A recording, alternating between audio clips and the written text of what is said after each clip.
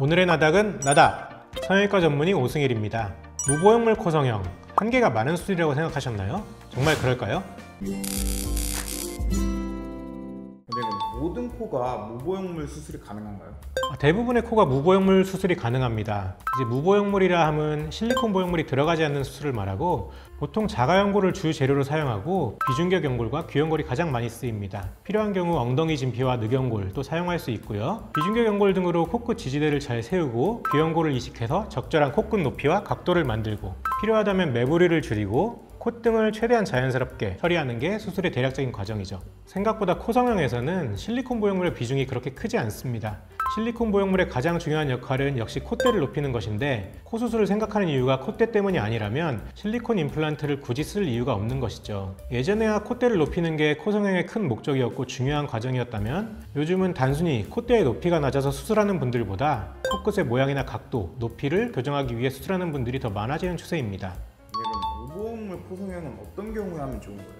이 수술법이 제일 좋은 경우는 아무래도 콧대가 어느 정도 있고 코끝이 상대적으로 처져 있는 매부리 코입니다. 짧은 코보다는 긴 코의 경우 좀 더 추천되는 방법이고요. 남자분들보다는 여성분들에게서 좀 더 선호되는 수술법이라고 할 수 있습니다. 무보형물로는 콧대를 전혀 못 높이나요?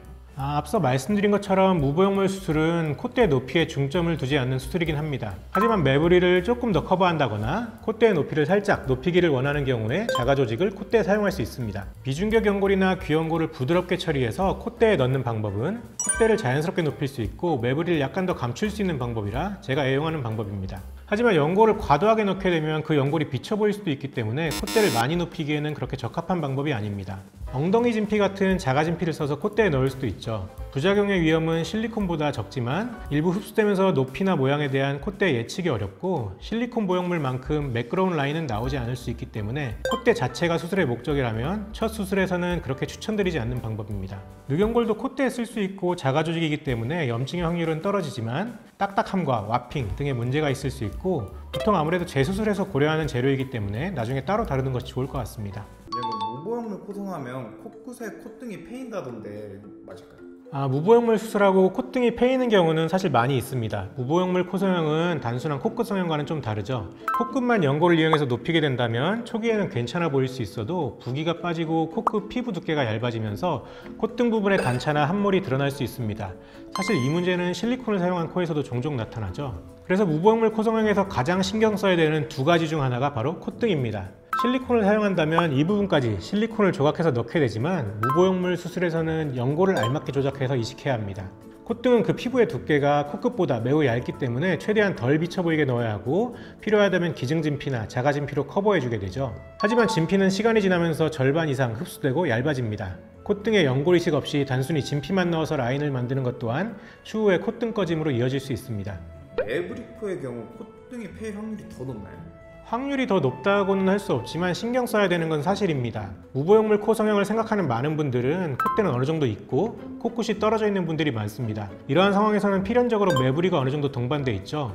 매부리를 줄이지 않고 코끝만 높이게 된다면 그 중간 부인 콧등이 당연히 꺼지게 되어 오히려 수술 전보다 좀 더 콧등이 더 꺼져 보이게 되는 현상이 생길 수 있습니다. 그렇다고 해서 매부리를 너무 과감하게 줄이는 것은 더 주의해야 합니다. 만약 실리콘을 넣기로 계획된 수술이라면 매부리를 좀 시원하게 처리하더라도 실리콘으로 커버하게 되면 어느 정도 코 라인이 매끈해지지만, 무보형물 수술에서는 거칠어지거나 울퉁불퉁해진 매부리 제거 부위가 그대로 드러날 수 있기 때문에 각별히 신경을 써야 합니다. 무보형물 코성형은 어려운 수술인가요? 쉬운 코 수술은 없지만 실리콘 쓰는 수술과 굳이 비교를 하자면 손이 좀 더 많이 가고 신경 써야 되는 부분도 많아서 수술 시간도 좀 더 걸리고 어려운 수술이라고 할 수 있습니다. 그럼 무보형물 코성형 어려우면 비용도 좀 더 비싼가요? 수술비는 병원마다 그리고 케이스마다 차이가 좀 있을 수 있겠지만, 저희 병원에서는 실리콘 쓰는 수술과 무보형물 수술의 비용 차이가 없습니다. 더 어려운 수술인데 왜 비용 차이는 없어요? 이제 코가 무보형물로 하는 게 좀 더 나은 코인데, 그 수술 비용 부담 때문에 어떤 분들이 이제 차라리 실리콘을 살짝 넣을까 이제 고민하는 분들이 생길 수도 있다는 걱정이 돼서 그 실리콘 사용 여부에 따른 비용 차이는 두고 있지 않습니다. 무보형물 코성형 장단점이 뭐예요? 아무래도 이제 장점이 있는 만큼 단점도 어느 정도 있는 게 사실입니다. 일단 장점은 수술 후에 염증 확률이 적다는 게 있고요. 그리고 수술자나 환자분들이 장기적으로 마음이 좀 더 편하다. 그리고 코끝이 콧대보다 좀 더 돋보일 수 있다는 게 장점이 될 수 있습니다. 단점은 붓기가 빠지면서 매부리나 굴곡이 조금 드러나 보일 수 있다는 점이 있고요. 콧대를 높이기에는 효과적이지 않다. 그리고 수술이 어렵다 정도가 있겠네요. 네, 오늘은 무보형물 코성형에 대해서 간단히 말씀드렸습니다. 콧대 높이에 대해서 큰 니즈가 없거나 그리고 실리콘 보형물에 대해서 불안감이 있는 분들은 무보형물 코성형을 적극적으로 알아보시는 게 도움이 될 수 있습니다. 궁금한 건 언제든 댓글 달아주시고요. 이상 오늘의 나닥 오승일이었습니다. 감사합니다.